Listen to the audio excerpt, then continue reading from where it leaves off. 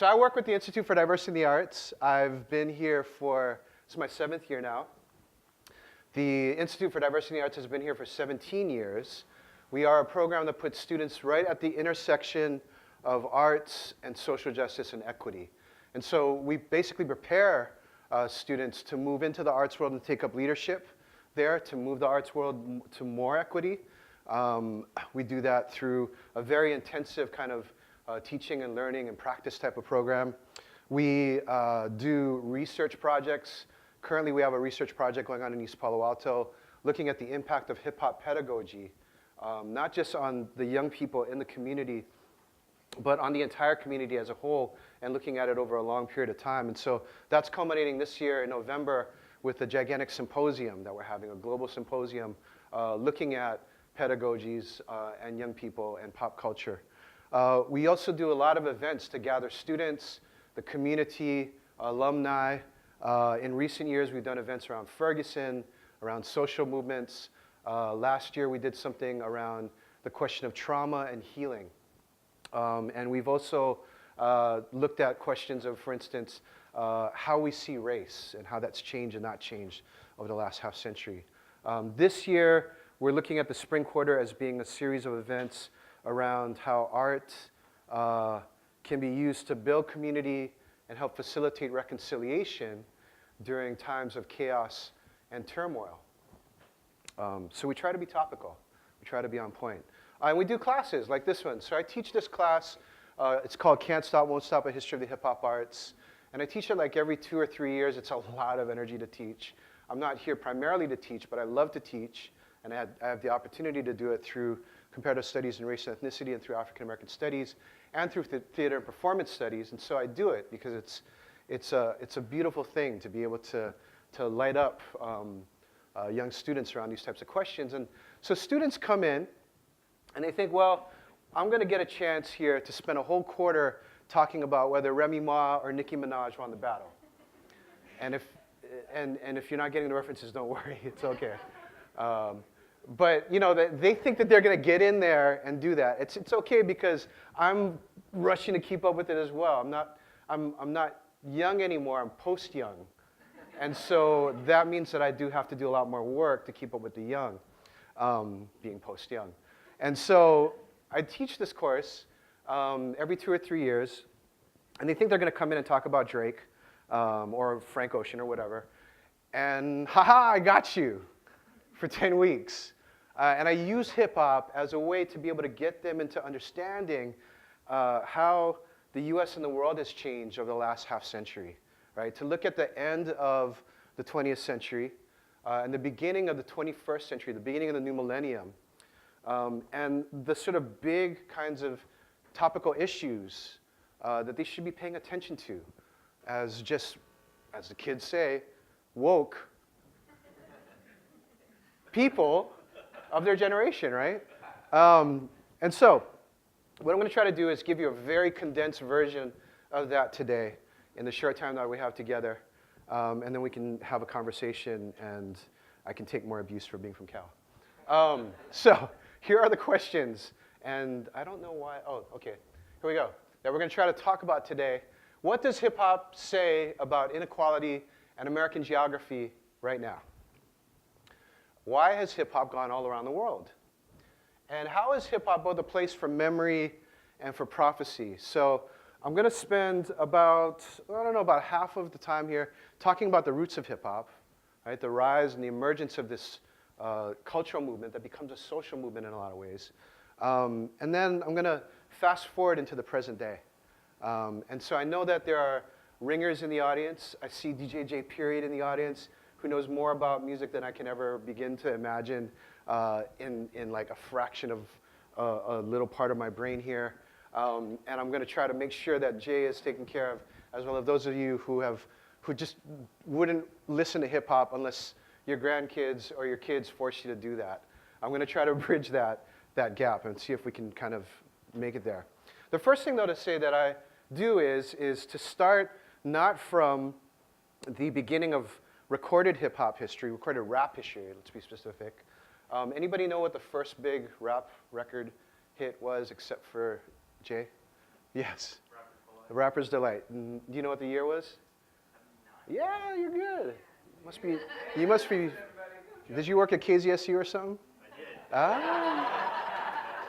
Okay, I was at Calex, so yeah, great station. So 1979, and a lot of the histories of hip hop begin in 1979, but I think it's much more important to kind of place the rise of this particular movement in the beginning of the post-civil rights era. So we can take it all the way back to the mid-60s, and sort of the peak, actually, of the civil rights movement, the Black Power movement. So I often start the class with this particular image, just to throw the students off.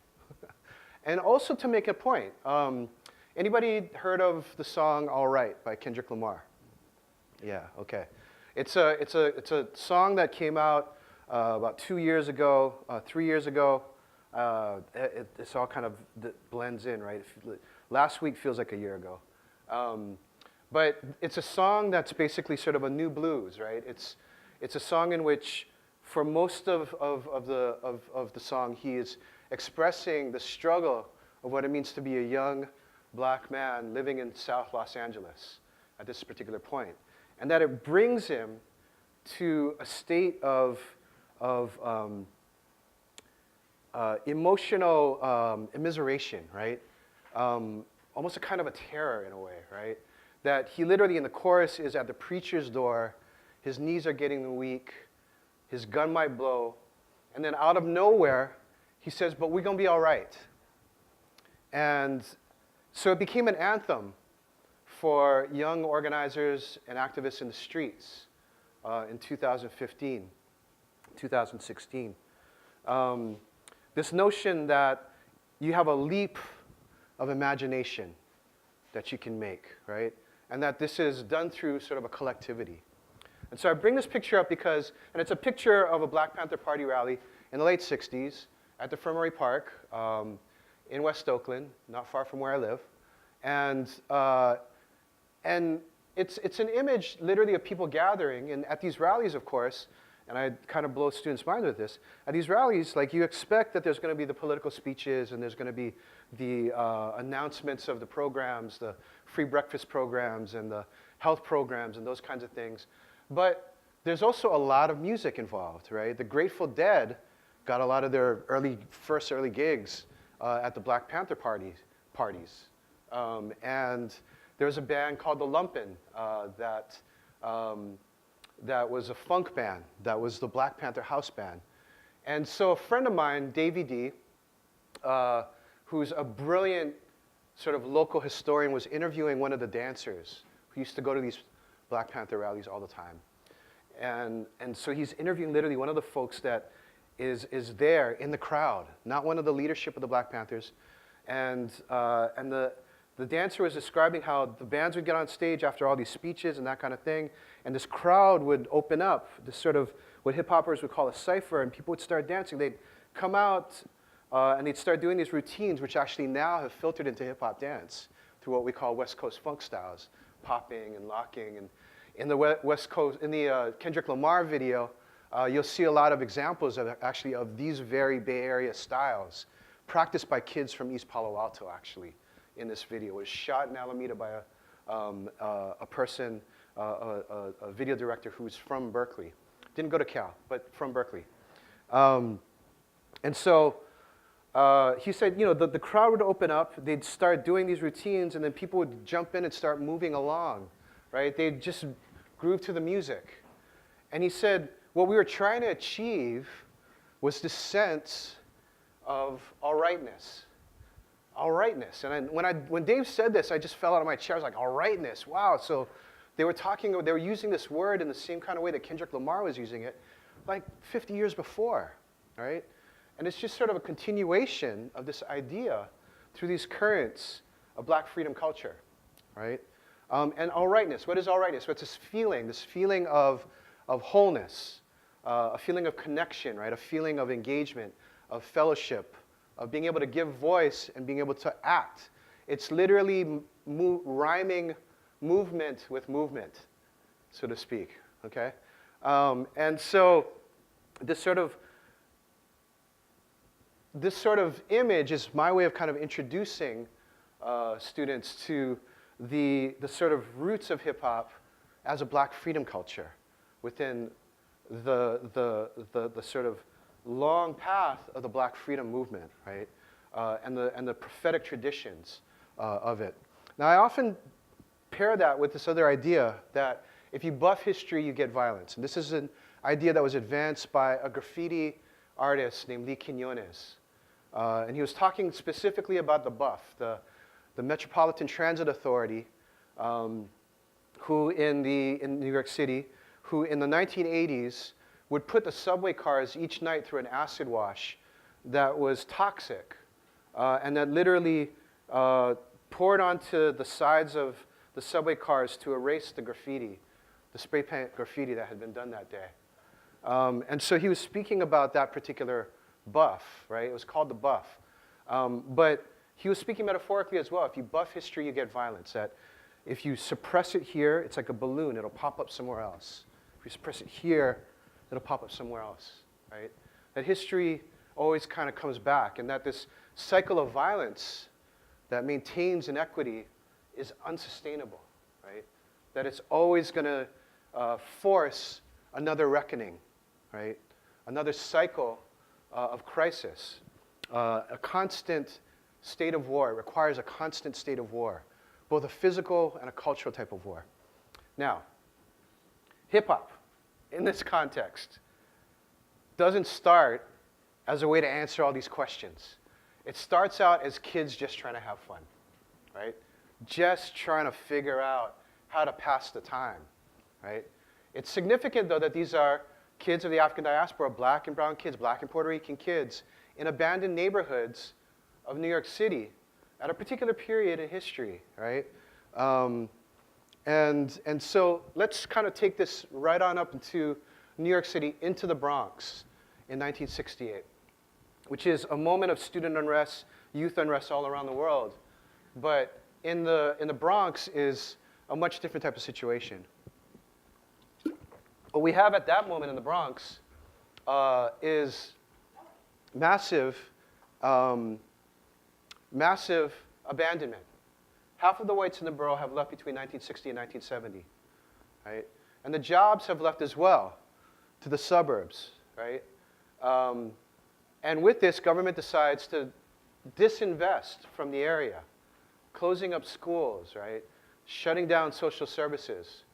And on top of all that, they're deciding to basically build new infrastructures that bypass these neighborhoods and these people and these kids entirely. So this big mark that's kind of slashing across the middle here, it's a Cross Bronx Expressway, meant to get people from the suburbs of New Jersey to the suburbs of Queens in 15 minutes, which you can't do anymore, of course, because of traffic. But that was the idea at the time, right? This is the Bronx in 1968. And so what we see happening is, let's see, is in 1968, there's the return of the gangs to the Bronx, right? And this is a map of the gang clubhouses. And you can map this perfectly onto the path of destruction that happens to the housing stock, the apartment stock, that's going throughout the Bronx area and the South Bronx area in particular, right? Insurance companies are paying out to landowners who have figured out ways to quietly have their buildings destroyed so they can collect the money because they can't make enough on rent anymore. And so the gangs take up in these abandoned buildings in 1968. And this gang period kind of builds up, and people begin to fight each other. And the other thing to note here is that during this particular period, there's resegregation going on, right? And so the gangs that are on this side of the Bronx River, this is the Bronx River here, largely Puerto Rican-led. Gangs on this side, largely African-American-led. And so when the gangs are fighting, it's not just youth violence, it's not just poor people fighting against each other, it's also interracial violence that's happening as well. And so what happens is, in 1971, and actually maybe move this forward too fast, but in 1971, the gangs figure out how to get it together. They form a peace treaty. They form a very important peace treaty.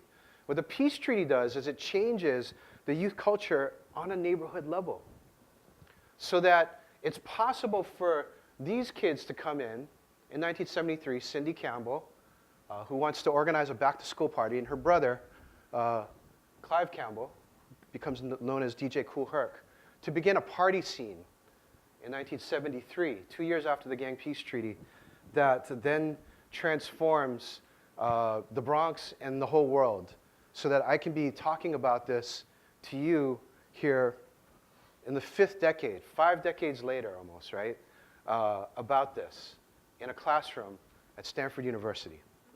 The shift that happened at a very local level, but it's had these huge, profound, universal impacts, I might say.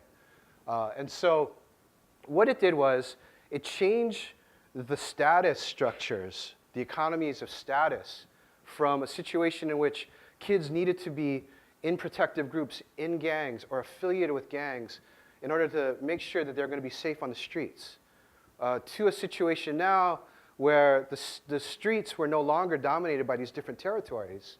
They could go out on the street, and people were trying to find places to gather. And so Cindy and Herc provided a place for them to gather with a new sound, a new vibe, a new feeling, a whole new thing in 1973. And so what we see is, literally, the map of the Bronx changing from what you were trying to know, like this is local knowledge, right? If you're a member of the Savage Nomads, you're trying to know that the Savage Skulls Clubhouse is 2 blocks away, right? Because you don't want to go there, right? To now, instead of places you want to avoid, places that you want to gather, right? Where people can come out, hear music, express their style. Style becomes the new sort of status economy, right? How you dress, how you talk, how you dance, how you move, can you rock a crowd with your music or your rhymes? Are you a great visual artist? Can you see in different kinds of ways? And people begin to gather. Kool Herc first on the west side, over here in the West Bronx. He moves it out to Cedar Park. And then there's this explosion. People begin to come from all over the Bronx where they couldn't before, and they begin to gather in these different places. And so one of the people that's very important to this particular movement is Afrika Bambaataa, who was a warlord in the Black Spades, which is the biggest gang. Now, as a warlord, you had to go out and actually meet up with the different folks in the different gangs. And so he actually was the perfect person to become a peacemaker, and that's what he did. He was inspired to join this party movement, this party scene type of movement, and he begins to use his organizing capabilities and his contacts to bring people together, right? He crosses the river, he goes out and encourages Puerto Ricans to come in, and so what was a resegregating force of violence is now being met with this desegregating force of culture. What's happening socially and culturally with this particular movement would not actually even be happening if it weren't for the aesthetic that's undergirding all of this, right? And so I want to talk a little bit about that for a second, the musical aesthetic that's informing this particular period. Because the music that's being played in these parties is funk music that's not being played on the radio. And what funk music is doing in this particular moment, between 1968 to 1979 or so, is really deeply exploring all of these different types of musical sounds that are coming from throughout the African diaspora, right? So all of these musical sounds, these sonic practices, these cultural practices, the dances that they come with, the sort of memory of this that's been dispersed by the terror of the Middle Passage to all the parts in the New World coming back together in the funk. Literally, James Brown in 1968 is thinking, how can I take this back to Africa? And he puts it in the break. He puts it in the music. And so one of the most celebrated breaks in hip-hop, and I play this all the time, and every time I play it, everybody just starts like, you can see everybody's in their seats, but they just want to move, right? Because it just makes you do that, is the Give It Up, Turn It Loose live break. That is, if you're a B-boy or a B-girl, you know exactly what I'm talking about. And what's happening here in this particular break is first you have Johnny Griggs, and he's playing the conga, right, in sort of a 3-2 clave, like an Afro-Cuban / West African kind of 3-2 clave time, right? He's playing that, and then he brings in Clyde Stubblefield, who's playing a straight-up New Orleans parade march, the kind of beat that you hear underlying all of rock and roll, right? But a New Orleans parade march. And then he's like, Bootsy. He calls out Bootsy, and Bootsy swings in on the bass, playing in a 2/3 clave, and the whole band is rocking in all of this, and they lock in time, and the whole thing just goes, right? It's just, it really makes people move, right? And so this is literally the sound of all of these rhythms, like stacked up, locked in, and then activating the crowd, okay? And if you think about it from the point of view of a DJ, what hip-hop does is it accelerates that process. It accelerates that process. I want to come back to that in a second. And so now when you get it to two turntables, this accelerates the process. What I'm saying here is that polyrhythm is a mode. It's a model in a way, right? That polyrhythm in some ways can be thought of maybe as a model for polyculturalism. That's the leap, like that Bambaataa is actually making in some ways, right? The polyrhythm becomes a mode or a module, or a model, I should say, for polyculturalism. And the turntables speed this up because you just put a record here, put a record there, as Jay does so well, and you sync it up in time, right? You get the BPMs working at the same time, you lock the groove in, move the crossfader over, you're activating this crowd. And then people are adding their own kinds of rhythms into this. And so this is therefore an open kind of platform, right? You can put a record on here that has an India Bhangra beat, right? Or a Japanese shakuhachi, right? Or that kind of thing. And this is why hip-hop is thus adaptable by kids all around the world, right? They're figuring this kind of thing out because it's an open type of platform. This is where we bring in the third person who's kind of thought of as part of the holy trinity of hip-hop pioneers, although there were so many, and so many women, and so many unsung people. But let's talk a little bit about Grandmaster Flash, who figured out how to take hip-hop and make it mainstream, right? How to make it a big spectacle. And the way that he did this was he brought in rappers, MCs, to actually hype the show up, right? At that moment in history, in 1977, 1978, it's all about being there. It's all about being at the spot where this stuff is going down, right? Records don't really start appearing until late 1978, right? And so he starts off with three MCs. Keith, who invented a lot of the chants that we know nowadays, throw your hands in the air and wave them like you just don't care. Melly Mel, and his brother Kid Creole. But three MCs is not enough. Three MCs is not enough because you got all these other crews that are coming up behind that want to take that spot at the nightclub, right? Want to be that crowd, want to be that group that's rocking the crowd. So he adds another MC, and he's Grandmaster Flash and the four MCs, right? But four is not enough. So he adds another, and then he's now Grandmaster Flash and the Furious Five MCs, right? But even that's not enough to maintain like this place at the summit of this live hip hop scene. And so he starts bringing in a drum machine, right? He's Grandmaster Flash and the Furious Five, and he brings in this thing that's a little drum machine, a portable thing called a beatbox that's this big, and he starts playing it live.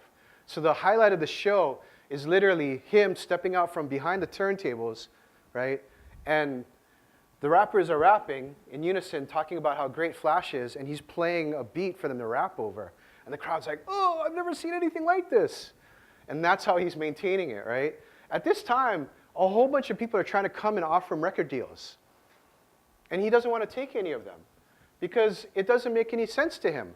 Why would I be doing a record of me playing a record?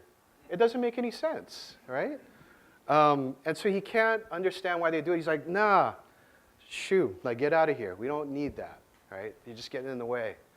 But what happens is Rapper's Delight comes out, right? In the summer of 1979, and it sells a gazillion, which I think is an actual number, copies worldwide. It sells a lot, and literally there are, all across the world, there are versions that are done, even in Brazil and Jamaica, right? Which invented a lot of this stuff. And so Grandmaster Flash says to himself, okay, I get it. If I sell this record, maybe I can get more people to come and show up at my gig on Saturday night, right? So he makes a record. Now, what I want to do here is to play you a snippet of the live show, and then to play you that first record. And we'll talk about that in a second, okay? So this is the live gig. So that's like them highlighting Flash playing his drum solo, like, and then he's like do do do do do do do do and do do do do. You know, it's everybody just literally going. That's him playing the beatbox, right? So they go in, they make this record, and this is what it sounds like. This is where everything begins to change. This is actually the moment that you can say the atom split, like the atom split here. And it's where hip hop becomes bigger than you could have ever imagined, right? It moves from being a live local culture to a global commodity, right? But it changes forever, right?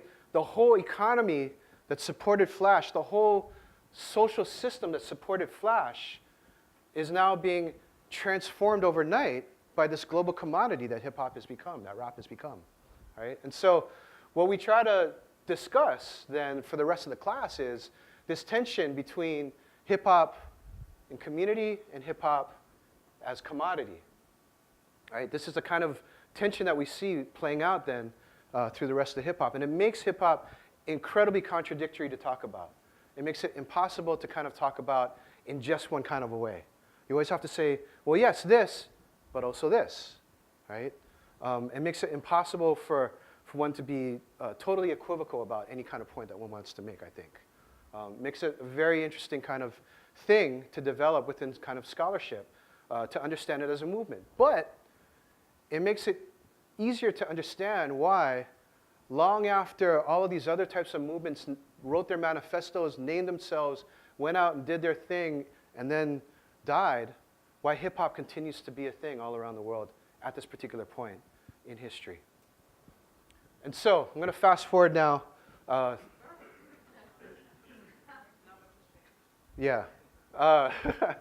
Hip-hop, in 1982, begins to find its sort of social voice, right? In two records, Planet Rock by Afrika Bambaataa and the Soul Sonic Force, which is sort of this utopian vision of hip-hop as this place where the people of the world are coming together to dance. And in The Message by Grandmaster, Flash, and the Furious Five, which is actually not done by Flash or most of the Five, but just by Melly Mel and a studio producer. And there's a whole story around that I can get into.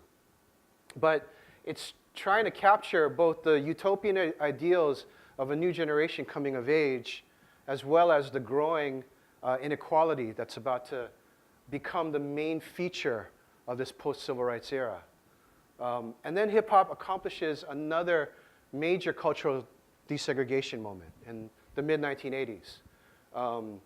You have literally Rick Rubin and Russell Simmons figuring out how to cross over segregated radio, how to get the Beastie Boys heard on black radio and Run DMC heard on rock radio. And then by the end of the 80s, in conjunction with the rising student movements that are happening across the country, we start seeing the voices of artists like Public Enemy becoming a voice for the voiceless. And at this particular point, too, what they're doing is they're sort of remixing history, right? These are the images of Public Enemy kind of drawing upon images of Islam and the Nation of Islam in particular, and also referring back to James Brown's forgotten records, forgotten not by his fans, of course, but forgotten by the mainstream in a lot of respects, that James Brown was making statements about the prison-industrial complex in the early 1970s and bringing back that kind of imagery. Of course, KRS-One, right? Boogie Down Productions, bringing Malcolm X back as an icon for the hip-hop generation. 1989 is when the buff happens, right? And 1989 is a very interesting year in hip-hop for so many reasons. I could spend actually 2 lectures on 1989 in and of itself, but I just wanted to note that this is a year that the buff happens, and the politics, the cultural politics of hip-hop movement begin to shift, and they shift to the West, right? And so I'm going to play some of these images here from Charles Burnett's Killer of Sheep, and you might notice actually in here the album cover to Mos Def's The Ecstatic. What we're seeing is literally these goods passing through the Watts area, just like the Cross Bronx Expressway was taking people from somewhere to somewhere else, and people in the middle are getting bypassed. This is the development of the gangs that happen in the wake of industrialization and deindustrialization. 1972, these are the gang territories. They've spread by 1978 and 1996. And again, this will map perfectly onto any map of job losses that you would want to look at from that particular period. And so state violence is ramped up in this particular period. I don't think I need to go through all of this stuff with all of you, but we could talk, of course, about the police state that large parts of Los Angeles are living through in the 1980s as a result of Daryl Gates' police department and Operation Hammer. This is a quote actually from Twilight Bay, who Anna Devere Smith named her play after, right? And this is the music of NWA coming to the forefront, something much coarser, something much more intense. Now, one of the things that is often lost in this is that the day before the riots jumped off, there was a huge gang peace treaty, probably the largest gang peace treaty ever formed anywhere in history. And that this led to a creative explosion just as the creative explosion followed the gang peace treaty in 1971. It changes conditions on the ground. And so we think in a lot of ways of these artists who I love to death. De La Soul is my favorite group of all time. Jay Dilla, Erykah Badu as carrying on the prophetic tradition of black freedom culture. But I also want to throw this out, that embedded in gangster rap, right, even albums like The Chronic, is a sense of this yearning for freedom, right? That The Chronic is actually a product of the sort of ecstatic freedom that people begin to feel in the wake of the gang peace treaty, that they can now ride, like let me ride, right? They can roll down the street, smoking Indo, sipping on gin and juice, laid back, right? And then money on the mind, right, exactly. But it's interesting, right? The Chronic is actually a split record. It's half of it felt like was made before the riots, and the other half felt like it was made afterwards. And the parts that seem the most indulgent, the most sexist, the most retrograde, the most brand conscious, right, in some ways can be heard actually as part of the party scene that starts back up in the parks in Los Angeles during this particular period. But the other thing that's happening is that hip-hop allows a shift to be made for global corporations at this particular point, right? It allows a shift to be made for global corporations who are realizing that most of the world is not white and suburban, but it's very young and very non-white. And that multiculturalism is actually not the enemy, it's the future, right? In 1992, in the election, Pat Buchanan declares the culture wars, right? And multiculturalism is on the firing line. It was here, right here at Stanford, right? But by 1993, multiculturalism is really cool.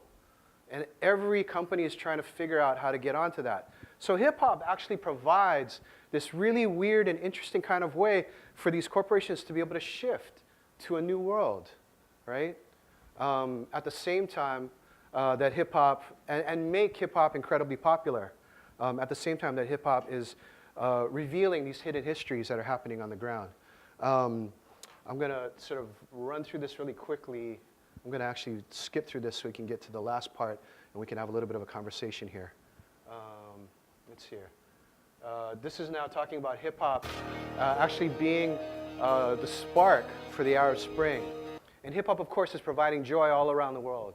It's a picture of b-boys in Vietnam. But I want to get to hip-hop in this particular moment, right? In the moment of the movement for Black Lives.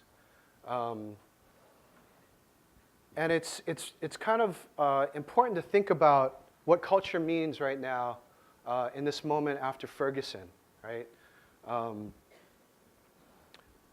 What's happened, of course, is the militarization of the police that began in the 1980s as a reaction to young people who are going to be more diverse than ever before, has now, of course, grown by leaps and bounds, such that we have this kind of reaction happening in the street to Ferguson. And what's happening in the cities has been a reversal of what happened before.